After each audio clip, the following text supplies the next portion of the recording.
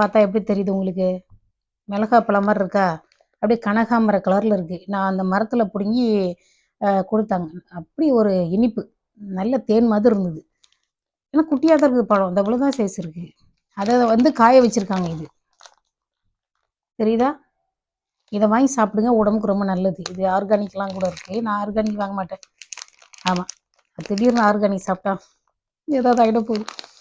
எல்லாத்தையும் நான் வாங்கி சாப்பிட்றது தான். ஆர்கானிக் கொஞ்சம் விலை கூட இருக்கு அவ்வளோதான்.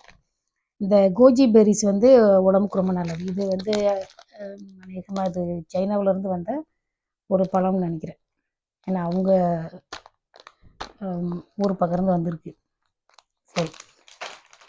அப்புறம் வந்து கோவக்கொடி வாங்க போனேன். நம்ம ஊரில் கோவக்காய் கொடி ரொம்ப நாளாக தேடிட்டு இருந்தேன். இன்னைக்கு தான் போய் வாங்கிட்டு வந்தேன். அந்த கோவக்கொடி வீட்டுக்கு அங்கே இருக்குது. தண்ணி ஊற்றி வச்சுருக்கேன். தண்ணி சிந்துது. அது ரொம்ப தூரம், ஒரு 15 கிலோமீட்டர் தூரம் இருக்கும். அங்கே போய் வாங்கிட்டு வந்தேன். பொதுவாக கோவக்கொடி இருந்துச்சுன்னா பேக்யார்டில், அதாவது இந்த பேக்யார்டுனா புழக்கடைன்னு சொல்லுவோம் இல்லையா?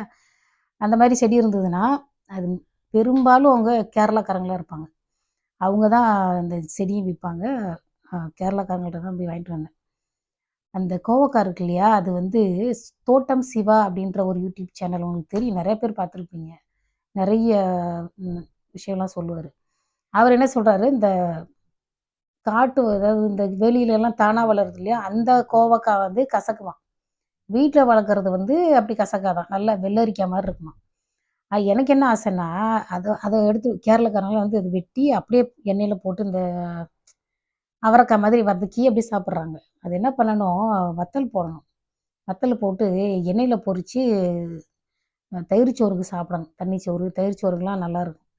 அது வந்து நம்ம சுக்காங்காய் இருக்கு இல்லையா? சோளக்காட்டுக்குள்ளே அதுவே வளரும் சுக்காங்காய். இந்த சுக்காங்காவோட குரூப்பு அந்த வகையறா.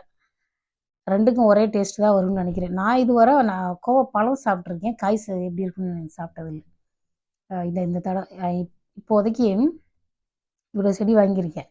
அப்புறம் வந்து இந்த ஃபிக்ஸ் இருக்குல்ல, அது ஃபிக்ஸ்னால் என்ன பழம்? ஃபிக்ஸ் அப்படின்னா FIG. அது வந்து அதோட நம்ம ஊரில் சொல்கிற பேர் எனக்கு வந்து ஞாபகத்துக்கு வரல.